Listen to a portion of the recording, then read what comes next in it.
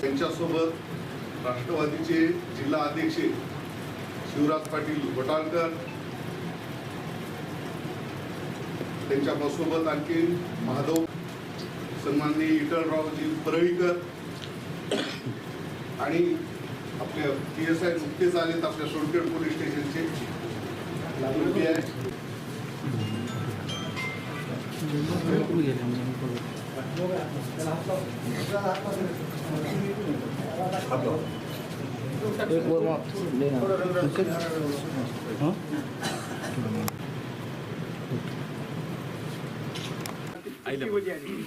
आमदार साहेबांनी 2 वेळा मराठा उपसमितीचे अध्यक्ष विखे पाटलाकडे पत्राद्वारे 2 वेळा व्यवहार केला. त्याच्यानंतर मग फाईल मंजूर झाली.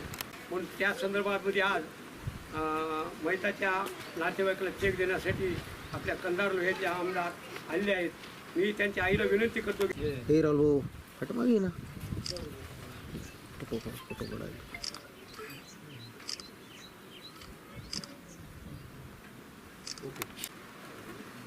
त्यांच्यासोबत काम करणारे आपले इथले आबाजी अंबर्डे यांचं त्या काळातल्या दरम्यान दुर्दैवानं मृत्यू झाला. आदरणीय पडळकर साहेब तसेच माजी सभापती शिवराज पाटील घोटाळकर, युवा नेते आपल्या गावात रुपेश आहे त्या साक्षीनं आज छोटीशी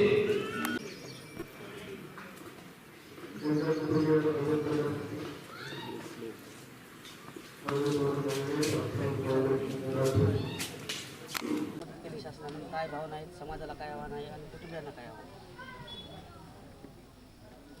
मनोज जरांगे पाटलांनी मराठा आरक्षणाच्या संदर्भामध्ये जो लढा उभारला आणि ज्याला अख्ख्या महाराष्ट्रातून समाजाने भरभरून प्रतिसाद दिला, त्या लढ्यामध्ये माझ्या मतदारसंघातील अनेक समाज बांधवांनी भाग घेतला. दुर्दैवाने त्याच्यामध्ये त्या लढ्यामध्ये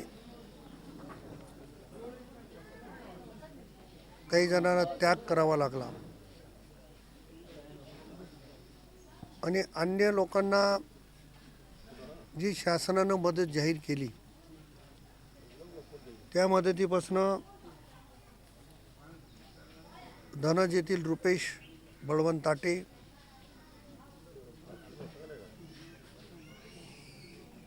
वाक्याचे आबाजी गोविंदराव अंबर्डे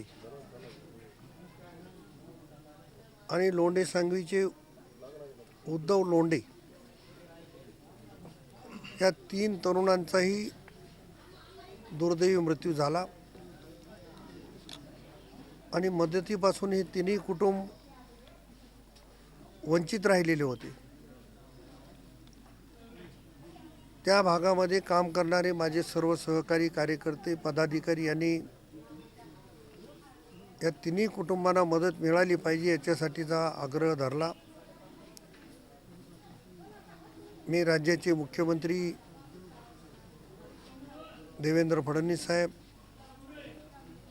उपमुख्यमंत्री स्वर्गीय अजितदादा पवार साहेब आणि मराठा आरक्षण समितीचे उपसमितीचे अध्यक्ष विखे पाटील साहेब यांच्याकडे आग्रह धरला आणि विखे पाटील साहेबांनी मला शब्द दिला होता की या 3ही कुटुंबांना मी तात्काळ मदत प्राप्त करून देईल. ती मदत शासनाच्या वतीनं या ठिकाणी उपलब्ध झाली. म्हणून तालुक्याचे तहसीलदार, संबंधित अधिकारी, माझे सर्व पदाधिकारी आम्ही सगळे मिळून त्या कुटुंबाचं सांत्वन करण्यासाठी आणि त्या कुटुंबांना शासनाची मदत प्रदान करण्यासाठी या ठिकाणी आलेलो आहोत. त्यांना ही या ठिकाणी शासनाच्या वतीनं येणारी मदत आम्ही दिलेली आहे. समाजाने देखील ही टोकाचं पाऊल उचलू नये. जरांगे पाटलाच्या लढ्याला मोठ्या प्रमाणावर यश मिळालेलं आहे. आणखी त्यांचा लढा सुरूच आहे, परंतु लढ्याला प्रतिसाद देताना एवढ्या टोकाचं पाऊल कोणी उचलू नये अशा पद्धतीचं आग्रहाचं आव्हान या निमित्तानं माझं राहतं. सरकारी नोकरीचं देखील आश्वासन दिलं होतं. सरकारने जे जे आश्वासन दिलेलं आहे, मला असं वाटते की या सरकारने ते पूर्ण करण्याचा प्रयत्न केलेला आहे. जर राहिला असेल तर त्याच्यासाठी माझा देखील पाठपुरावा निश्चितपणे राहणार आहे.